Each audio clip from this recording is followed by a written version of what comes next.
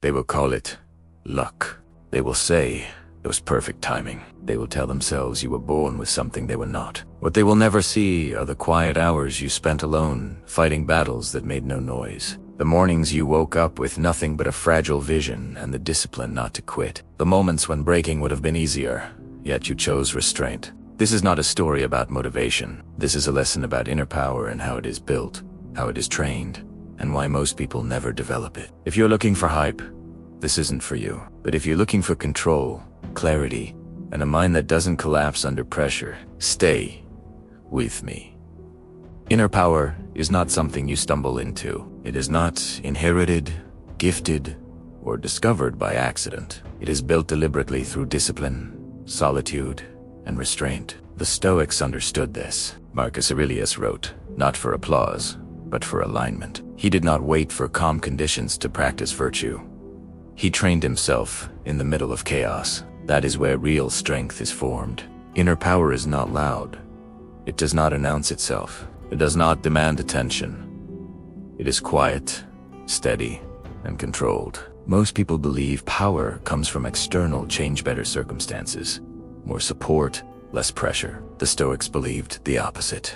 They knew that power begins the moment you stop asking the world to be different and start mastering your response to it. Your mind is not your enemy, but it is wild. Left untrained, it seeks comfort, distraction, and avoidance. It drifts toward fear and calls it caution. It chases pleasure and calls it happiness. That is why Epictetus taught that freedom is not found in controlling events, but in controlling judgment. When the mind is trained, it becomes precise, focused, unshakable. And that training does not happen all at once. It happens in repetition, in small decisions, in moments no one applauds. The early mornings, the silence, the restraint when reaction would feel justified. At first, nothing changes externally. The world does not notice. But the Stoics never worked for the world's approval.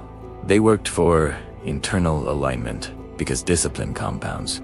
Every controlled thought sharpens your edge. Every resisted impulse strengthens your authority. Every intentional action reinforces identity. And identity is everything. Plato said the first and greatest victory is to conquer the self. That is not poetic language, it is practical instruction. You are not fighting the world. You are shaping the kind of person who walks into it. Most people never examine the script running their lives. Their thoughts were written years ago by fear, culture, or expectation, and they follow them unconsciously. Carl Jung warned that until the unconscious is made conscious, it will direct your life and you will call it fate. The Stoics refused this. They paused. They observed. They chose. That is where power begins. Your first victory each day is not external. It happens before the world speaks to you. Before opinions, notifications, and urgency enter your mind, meet yourself. You decide your posture. You choose your response in advance. Not waiting for motivation. Not negotiating with mood. You act because acting aligns with who you are becoming. This is not suppression. It is governance. Stoicism is not about pretending emotions do not exist. It is about refusing to be ruled by them. You feel fear, but you do not obey it. You experience discomfort, but you do not interpret it as danger. Discomfort is not a signal to stop. It is evidence that growth is occurring. Aristotle understood this when he wrote that excellence is not an act, but a habit.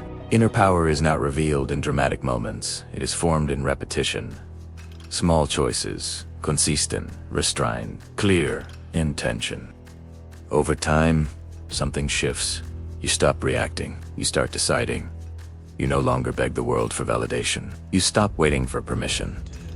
You stop hoping to be chosen. Instead, you become someone whose presence carries weight. Not because you dominate, but because you are grounded. The Stoics knew that real authority comes from self-mastery. A person who controls their impulses cannot be controlled by others. A person who governs their thoughts cannot be shaken by circumstance. That is why Marcus Aurelius warned against living as if you had endless time. Urgency sharpens discipline. Mortality clarifies focus. You do not need more motivation. You need fewer distractions.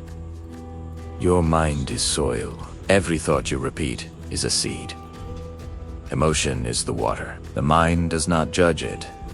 Grows what you feed it. Most people plant chaos unintentionally and wonder why their lives feel unstable. But once awareness enters, everything changes. You begin to plant intentionally. Clarity over noise.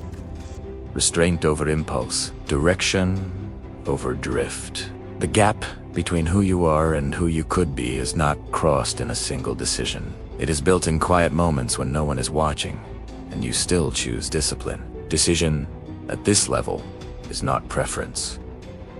It is commitment, a line drawn without negotiation. Knowing yourself, as Aristotle taught, also means knowing which versions of yourself must be left behind. Not dramatically, not emotionally, but honestly. The version that delays instead of acts. The one that clings to comfort and calls it patience. The one that explains weakness instead of correcting it. That version cannot lead where you are going. So you replace it not with motivation, but with standards. Standards are quiet. They do not argue. They simply enforce alignment. Over time, stillness replaces anxiety. Simplicity replaces noise.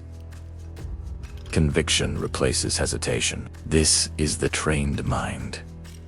It does not wait for perfect conditions. It moves deliberately. It adapts without losing direction. Socrates said the secret of change is to focus all energy not on fighting the old, but on building the new. That is Stoicism in practice. You are not wrestling your past. You are constructing your future one controlled choice at a time. Eventually, the world responds.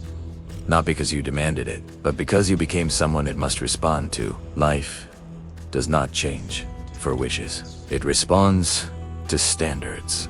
If this way of thinking resonates with you, if you're committed to clarity, discipline, and self-mastery, consider subscribing. This channel is for those who think deeply, move deliberately, and build strength in silence. This kind of power does not need to be announced. It does not seek approval. It is steady, quiet, and undeniable. It is not luck. It is not timing. It is design. And it begins every day when you choose to govern your mind instead of surrendering it. Stay disciplined. Stay grounded. And I'll see you in the next one.